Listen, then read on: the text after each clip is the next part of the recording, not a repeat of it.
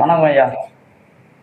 வராகி மயிரர் ஜோதிடர் பயிற்சி மையம் வழி நடத்தும் அருண்ராஜ் ஜோதிடர் வழங்கும் யூடியூப் மூவி ரிவ்யூஸ்.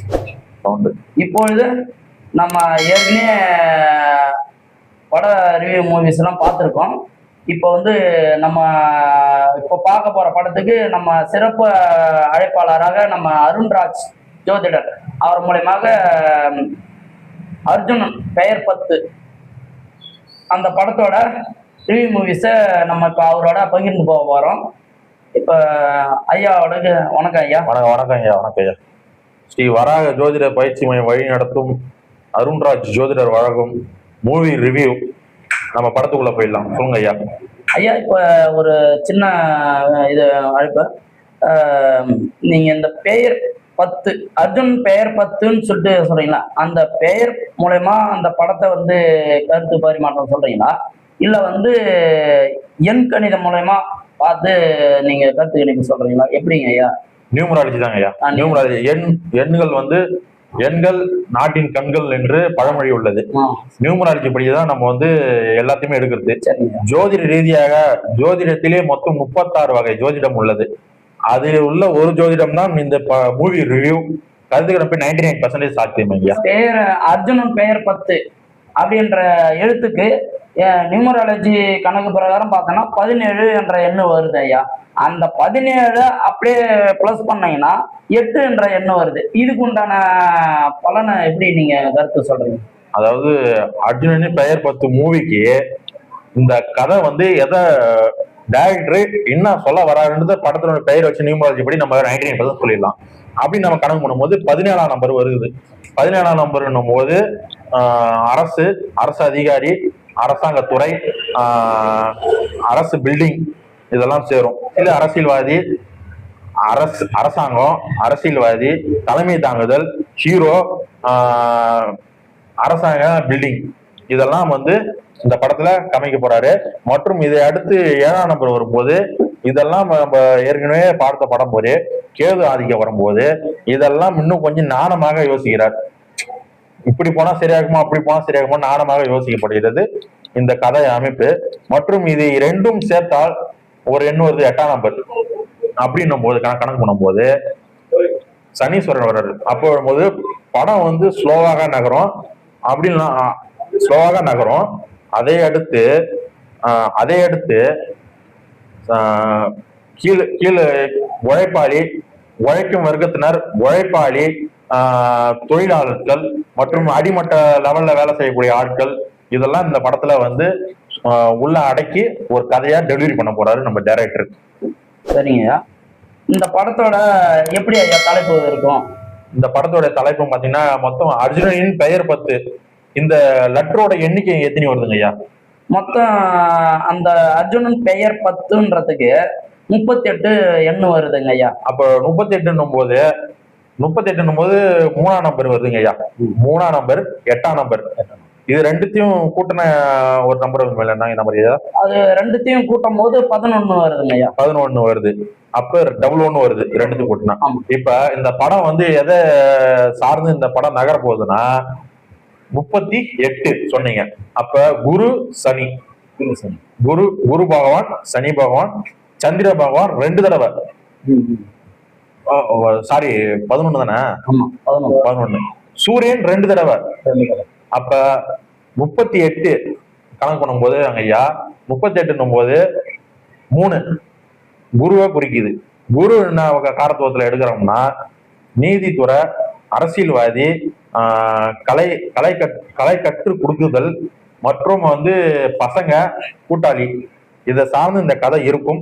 கூட்டமா ஒரு நண்பர்கள் எது செய்தாலும் ஹீரோ ஒரு நண்பரை அட்டாச் பண்ணி தான் செய்வார்.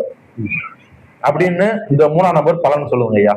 8ஆம் நம்பர் என்ன பலன் சொல்லுதுங்கன்னா 8ஆம் நம்பர் இருட்டு, சனி கிரகம், சனீஸ்வரர் கிரகம் ஸ்லோவாக நகரக்கூடியது மற்றும் இருட்டு, உழைப்பாளி, அடிமட்ட லெவல்ல இறங்கி வேலை செய்யக்கூடிய தன்மை, கீழ் லெவல்ல வேலை செய்யறது, குப்பை ஆள்றது, சாக்கடை ஆள்றது, ஒருத்தருக்கு கீழே வேலை செய்யறவருக்கு இதெல்லாம் சனி காரத்துவம். வேலையாட்கள், தொழிலாட்கள் இதெல்லாம் இதுல வந்து காட்டப்படும்.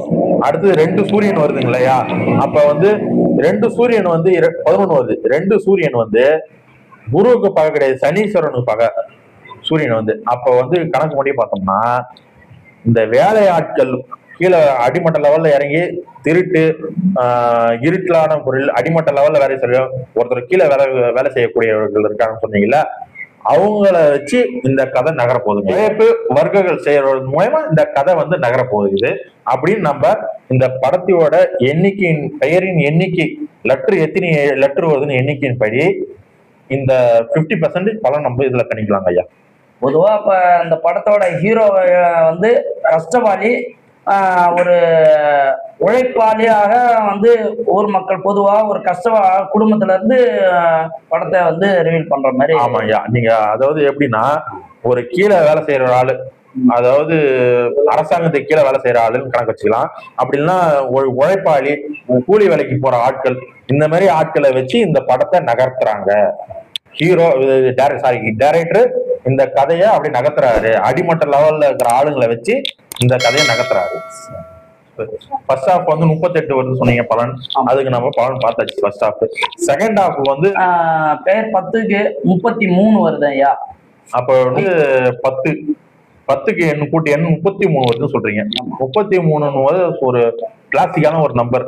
33 டபுள் குரு வராரு அப்படின்னு நம்ம கணக்கு பண்ணும்போது அரசாங்கம், அரசு அதிகாரிகள், மேல அதிகாரிகள், ஒரு பசங்களாம் ஒன்று சேர்ந்து இது போன்ற விஷயம்லாம் இதுல செகண்ட் ஹாஃப் தூக்கி வைக்குது. செகண்ட் ஹாஃப் வந்து பாத்தீங்கன்னா உங்களுக்கு முழுக்க முழுக்க ஒரு லேக் அடிக்காம, போர் அடிக்காம கதையை வந்து கரெக்டா கொண்டு போற நிலைமை உருவாக்கி இருக்குங்க ஐயா. சரிங்கய்யா. இப்போ இந்த படத்தை வந்து படத்தின் இறுதி கட்டத்துல டைரக்டர் வந்து எந்த மாதிரி கதையை வந்து கொண்டு வந்து முடிப்பாருங்கய்யா?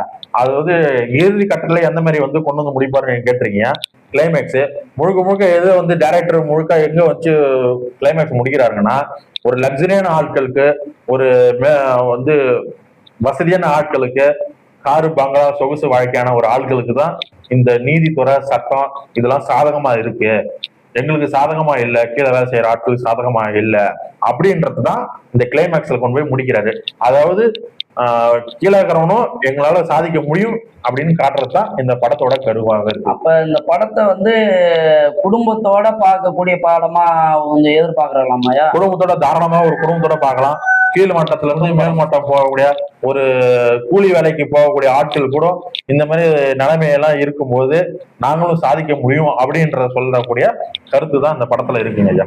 சரிங்க ஐயா, ரொம்ப நன்றிங்க ஐயா. பரிமாற்றம், அந்த கருத்தை பரிமாற்றம் பண்ணது ரொம்ப ரொம்ப நன்றிங்க ஐயா. வணக்கம்.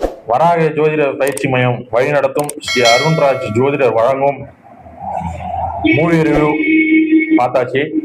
நம்ம இதை அடுத்து அடுத்தடுத்த மூவிகள் வந்து கொண்டே இருக்கணும். சேனலில் லைக் செய்து, ஷேர் செய்து, சப்ஸ்கிரைப் செய்ய வேண்டும்.